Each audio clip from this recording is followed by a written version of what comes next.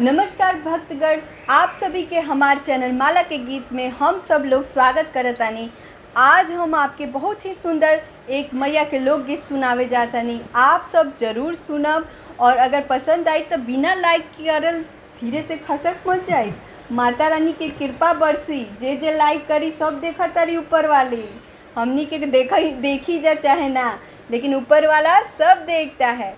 तो प्लीज़ अगर आपको हमारा ये गीत पसंद आए तो प्लीज़ लाइक करिएगा। और अब पेश है आपके सामने एक भोजपुरी में बहुत सुंदर सा देवी जी का भजन। तो भाव लागल बा कि नवरात्र के समय चलता आ एगो भक्त कहता कैसे भजन के माध्यम से हम आपके बताओ तनी कि अब सातो बहिना आई है मोरे आंगना, आज टेलीफोन आइल बा। अब सातो बहिना आई है मोरे आंगना, आज टेलीफोन आइल बा। फोन आइल बा हो, मैसेज आइल बा हो, फोन आइल बा हो, मैसेज आइल बा हो। या बनावा दुर्गा आई है मोरे आंगना,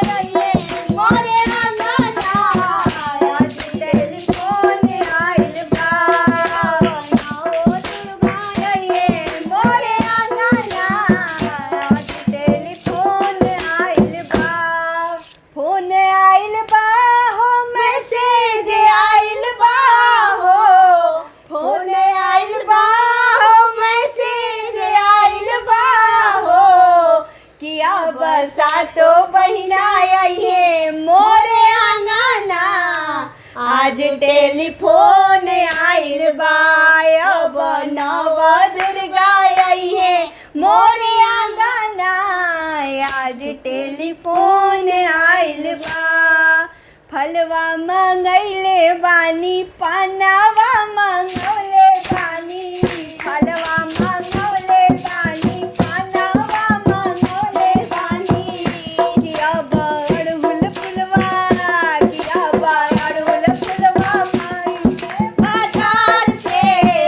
आज टेलीफोन आइल बा किया बड़हुल फुलवा मांगब हम बाजार से। आज टेलीफोन आइल बा किया सातो बहिना आई है मोरे आंगना। आज टेलीफोन आइल बा किया नवा दुर्गा आई है मोरे आंगना। आज टेलीफोन आइल बा।